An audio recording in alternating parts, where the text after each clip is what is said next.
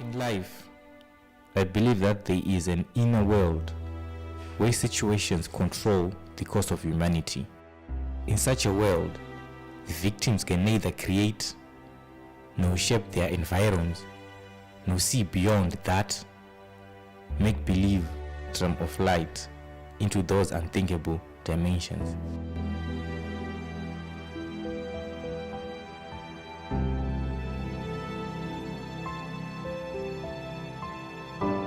Akatanga kubatsirika chinhu chakazokwanisa ndibatsirwe chakakura ibheri.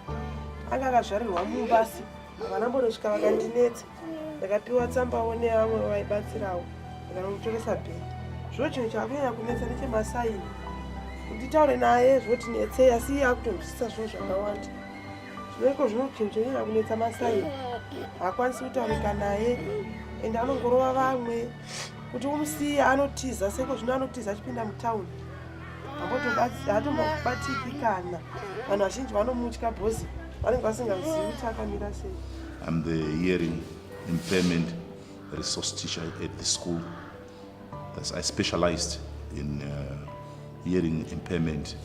I did special education with special emphasis on hearing impairment at the United College of Education, and I pursued the program up to university level, where I did my Bachelor of Education in special needs education,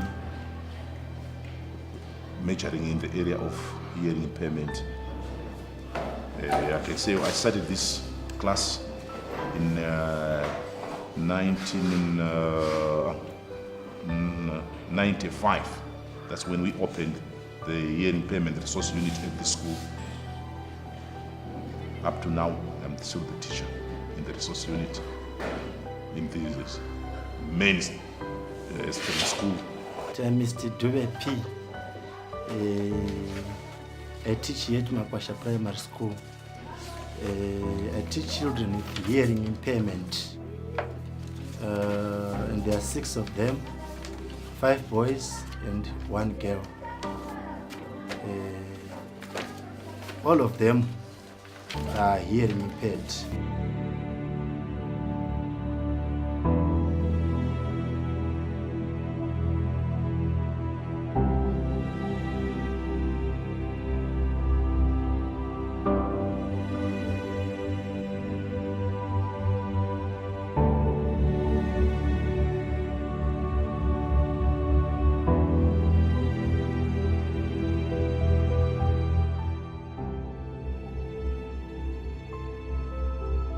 Deaf culture is the set of social beliefs, behaviors, art, literary traditions, history, values, and shared institutions of communities that are influenced by deafness and which use sign languages as the main means of communication.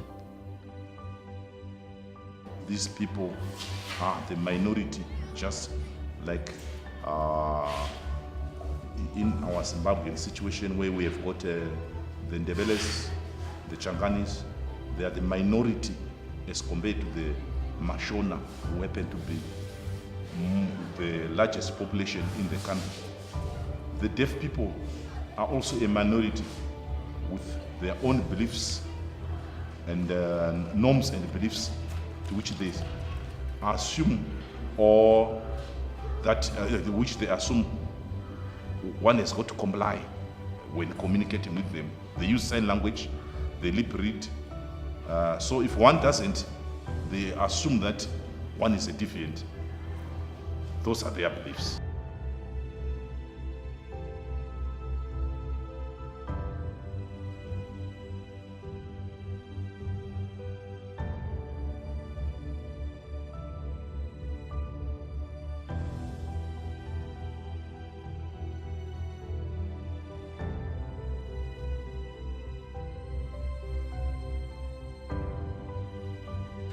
We discovered that his potential, he has got great potential. He can lip read. Kana wakura ndozoita basa rei kudrowa. Saka unoona kuti zvakanaka here kuita basa rekudrowa. Right, unozvifarira kaiwe stereki. So that is his advantage. The teachers are able to communicate with him. Being involved in the deaf community and culturally identifying as deaf has been shown to significantly contribute to positive self-esteem in deaf individuals. Unless someone can help them rediscover the power within themselves as the agent for change, deaf individuals who are not a part of the deaf community are forced to conform to the hearing world, resulting in lower self-esteem. It's very difficult to sign some of the terms which we happen to meet in our subjects. And again, the subjects like Shona and English, you can't teach them Shona and teach them English because you need to lip read the words themselves. Father, you sign the same as Baba.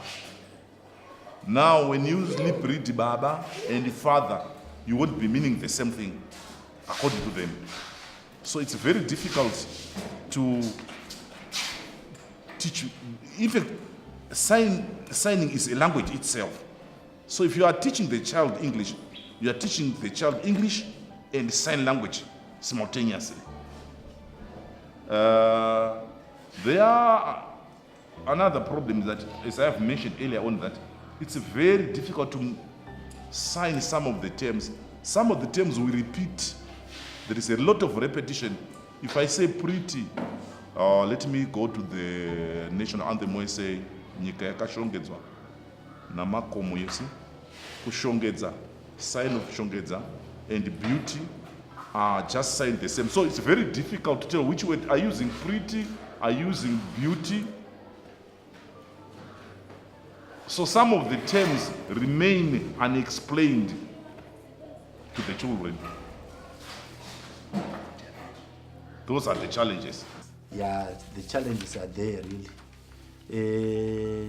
We have the challenge, even if you look at the room which we are in right now, it's a very small room. They are not comfortable, there are no windows.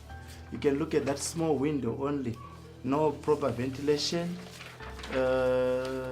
no proper equipment, materials are inadequate.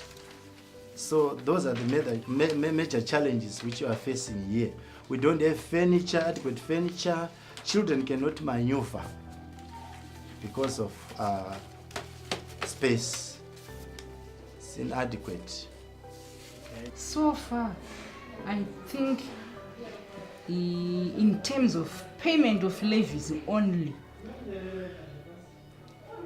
but as of now, as I've pointed out earlier on, that we are facing challenges in our infrastructure development. Even you saw the classroom in which they are it's a storeroom, it's very tiny, it's very small. Indeed, they should be in a large room where they could interact freely. But as of now, yes, we are getting support in terms of payment of levies. They are paying levies for those kids. I think if we could make the learning infrastructure more conducive for those kids. You see, they got a talent of drawing, but the room in which they are occupied doesn't permit. Even the furniture, you saw it. It's rather crowded. Kana vakawana samwe pavanosununguka kuti vaite zvinhu zvavo.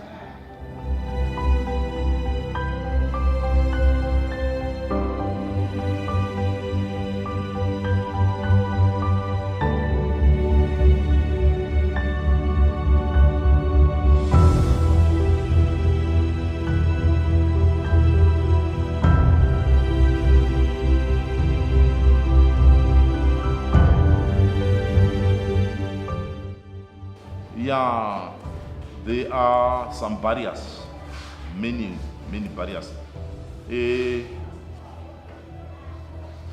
Most of the teachers here did not do special education.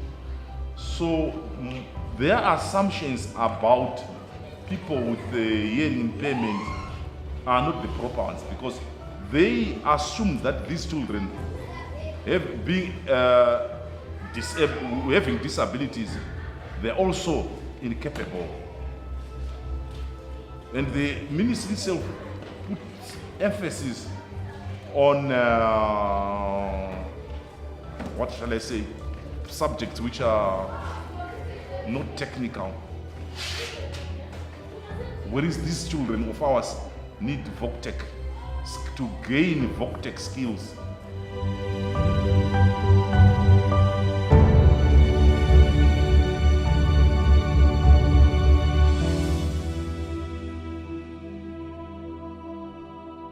They are not in the same grade. They are mixed. The guy just close to you is in grade 6, and we have put him in an inclusive class. He is learning with the hearing. The boy next to you again is in ECDA. We started with him this year. And this other boy is in grade 5. This other one is in grade 5. This other one is doing grade 2. And the girl behind me is in grade 2. This I will call this a resource unit. This class is a resource unit for hearing impaired children in the inclusive setup. Unlike these other guys, they still have a problem. We're still trying to nurture them. But when we see that they've matured, we can even release them to the integration classes. We can integrate them to the mainstream. It's a resource unit. In actual fact, the term itself, resource unit, it means that these children have to come here, get the necessary help they need here in this unit. Then they should go back to the mainstream and get their education in the mainstream. But unfortunately, because of lack of qualified teachers in the mainstream, we will not release them from the resource unit. They remain in the resource unit till they leave primary school. But the actual fact is that the resource unit, the function of the resource unit is to help them function, then release them to the mainstream. The other one can take 2 years to complete even a certain grade. The other one can take 1 year, the normal time which is taken by the hearing children. Yes, because they have problem in communication. That is their major challenge. So it will take longer for them to complete a specific grade.